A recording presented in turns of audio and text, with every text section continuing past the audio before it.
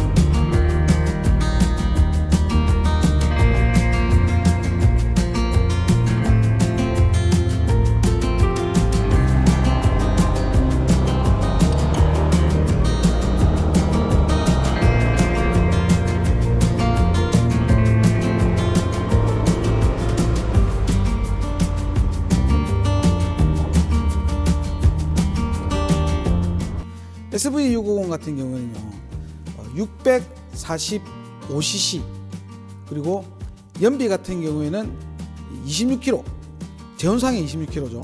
실연비는 17km 정도 나왔습니다. 17km면 미들급 바이크 중에서 그렇게 썩 나쁜 편은 아닙니다. 125에 비하면 연비가 안 좋게 또 생각할 수도 있죠. 그만큼 힘이 좋고 빠른 녀석입니다. 마력수는 76마력이고요. 시트고 같은 경우에는 제가 이렇게 타보면 시트고는 790mm인데 제가 까치발로 두 발이 대이는 그런 포지션입니다. 그렇게 높은 편은 아니죠. 저보다 키가 약간만 더 크시면 편안하게 착지를 할 수 있는 그런 바이크죠. 이 바이크 장르는 네이키드라는 장르인데 말 그대로 이렇게 카울이 없는 바이크들을 네이키드라고 합니다. 보통 카울이 있는 타입을 좋아하시는 분들과 이렇게 카울이 없는 네이키드의 장르를 좋아하시는 분들도 많습니다. 특히 이런 네이키드 장르는 시내에서도 타기 편리하고 그 다음에 가끔 주말에 투어를 가기 위해서 이런 네이키드 장르를 구매를 하시는데 보시면 아시겠지만 포지션이나 이런 것들이 편합니다. 되게 시내에서 타기에도 저속 토크도 괜찮고 중고속도 괜찮은 바이크예요. 마력이 76마력이면 12650R하고 비교해 본다면 12650R이 95마력 정도 나가거든요. 그거는 병렬 사기통이라서 힘이 요거보다 조금 더 좋습니다. 하지만 가격도 조금 더 많이 비싸고 SV650은 890만 원 정도 하거든요. 미들급 바이크지만 가격이 그렇게 비싸지는 않습니다. 120으로 타고 이종 소형을 따고 어떤 오토바이를 선택할까 고민들 많이 하시죠. 300으로 갈까 아니면 650으로 갈까 아니면 1000으로 갈까 어떤 걸 가도 상관없습니다. 대신 125 장르를 오래 탔다고 하는 가정 안에서는 어떤 장르의 바이크를 타셔도 상관이 없어요. 그래서 제가 항상 이야기하는 게 125를 오래 타시고 오래 탄다고 하면 2, 3년 정도 타시고 그 다음에 어떤 오토바이 장르를 좋아하는지 오토바이를 오래 타다 보면 자기가 좋아하는 장르가 생기거든요. 그래서 그런 오토바이를 선택해서 또 오래 타시는 게 가장 현명한 방법입니다. 제가 이 오토바이 업을 하지만 진짜 사고팔고를 많이 했거든요. 그 중간중간에 날라간 돈만 해도 매덕이 돼요. 저 같은 경우를 겪지 마시라고 제 경험을 바탕으로 이야기를 해야 되는 겁니다. 오토바이는 한 기종으로 오래 타고 다음에 다른 기종이 생겼을 때 정말 신중하게 생각하시고 타셔야 되거든요. 아까 이야기하다가 자꾸 빠졌는데 125를 타다가 대부분 다 300cc라 차근차근 올라가시려고 하시는 분들도 계십니다. 그것도 뭐 나쁜 건 아니에요. 한 방에 사서 오래 타시려고 하시면 이런 650 기종에서 12650R이랑 SV650R도 초보자들이 타기에 그렇게 어렵거나 불편하지는 않습니다. 시트고 높이와 무게 차이 때문에 되게 망설이시는 분들이 많이 있거든요. 120으로 오래 타다 보면 이런 무게나 이런 것들은 조금 더 무겁다 이 정도 밸런스나 이런 것들이 125보다 월등하게 더 좋기 때문에 타셔도 상관이 없습니다. 특히 저처럼 키가 작으신 분들은 SV650 한번 타보시는 것도 나쁘진 않아요.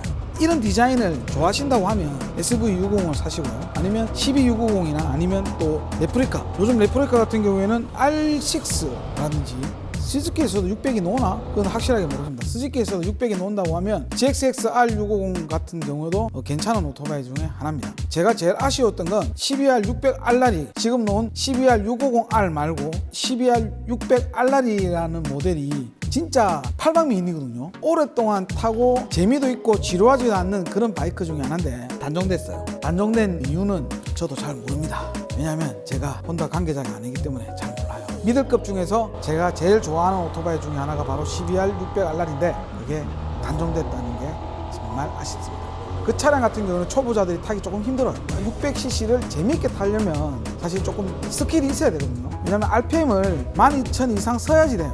12,000 이상. 이런 네이키드 장르, 특히 SV650이랑 CB650R 같은 경우에는 고RPM을 안 써도 저속 토크도 원활하게 잘 이루어져 있는 그런 바이크라고 생각하시면 됩니다. 간단하게 제온 한번 설명해 드릴까요?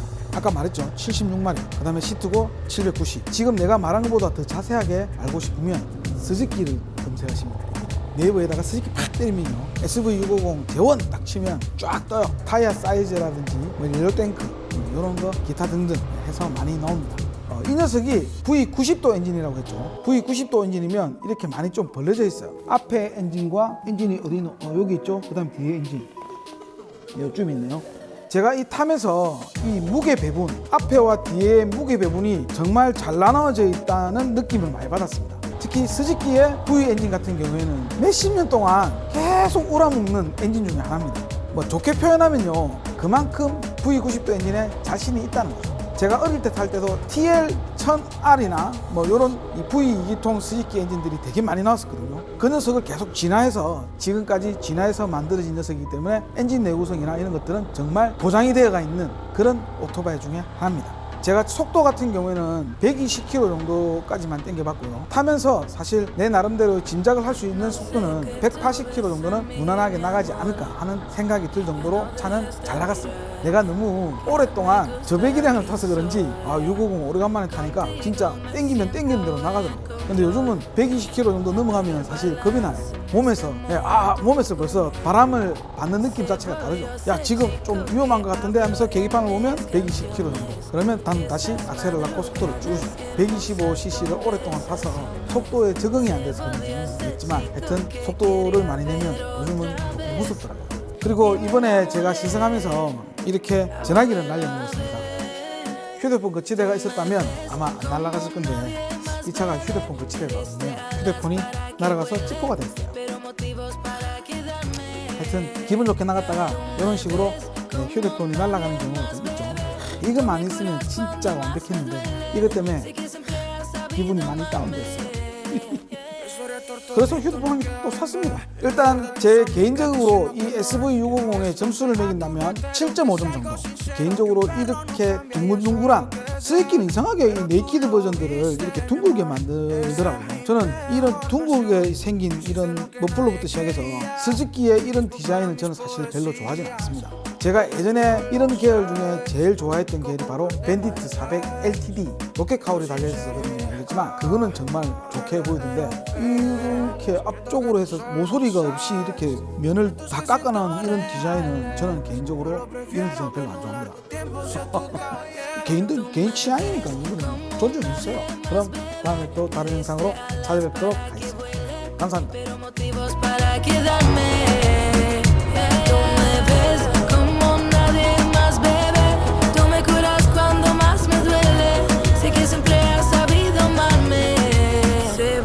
Ese chico que habló en mis canciones, esas madrugadas y hermosas conversaciones. Se volvió ese chico que quería ver otra vez y me enamoré a volverlo a ver. Tú me ves como nadie más, bebé. Me diste alas para que vuele, pero motivos para quedarme. Tú me ves